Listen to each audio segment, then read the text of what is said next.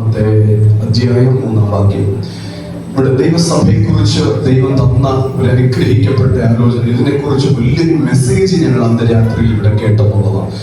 Grace family എന്നുള്ളതാണ് ഇവിടുത്തെ വിഷയം. ഇവിടുത്തെ വൃക്ഷം എന്ന് പറയുന്ന പേരിനെ ഗ്രേസ് ഫാമിലി എന്നാക്കി ഞങ്ങളത് മാറ്റി. ഹല്ലേലൂയ. ഇവിടെ അവൻ ആറ്റരികത്ത് നട്ടിരിക്കുന്നു. ഇതിനകത്ത് ജെയിംസുകളൊക്കെ വളരെ ഭംഗിയായിട്ട് അതിന്റെ ആലോചന അന്തരാത്രിയിൽ ഇവിടെ അറിയിച്ചെന്നുള്ളതാണ്. ആറ്റരികത്ത് ചുമ്മാ എടുത്തിരിക്കുന്നതല്ല, ആറ്റരികത്ത് നട്ടിരിക്കുന്നു. നമ്മൾ നമ്മുടെ വീട്ടിൽ ഒരു ചെടി വെക്കുമ്പോൾ അതിന്റെ ചുറ്റും പുല്ലോ പുലകളെത്താൽ അത് നമ്മൾ പറിച്ചു കളയും. എന്നിട്ട് നട്ടതിനെ നമ്മൾ എന്ത് ചെയ്യും? സംരക്ഷിക്കും. ആണോ ഇല്ലയോ? നട്ടതിനെ നമ്മൾ സംരക്ഷിക്കും. ഇതുപോലെ ഗ്രേസ് ഫാമിലി സഭയെ തമ്പുരാൻ നട്ടതാണ്.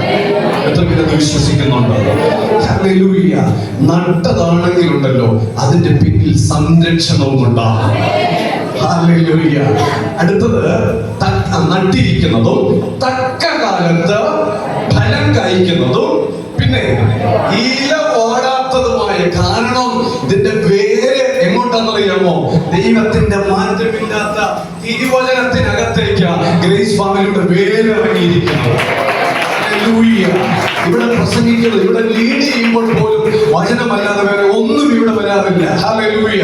ഏത് മീറ്റിങ്ങിലും ഏത് ശുശ്രൂഷയിലും വചനമല്ലാതെ വേറെ ഒന്നും നമ്മൾ ഇവിടെ കൊണ്ടുവരുന്നില്ല. അതുകൊണ്ട് എനിക്കൊരു കാര്യം ഉറപ്പാ, ഗ്രേസ് ഫാമിലി സഭ വളരുന്നത് ദൈവത്തിന്റെ ആഴമുള്ള വചനത്തിലാണ്. ഹല്ലേലൂയ. വചനത്തിൽ കിളിർത്തതൊന്നും പറഞ്ഞു പോകത്തില്ല, വാടി പോകത്തില്ല, വീണും പോകത്തില്ല, മറിഞ്ഞും പോകത്തില്ല, എത്ര പ്രതികൂലം വന്നാലും. ഹല്ലേലൂയ.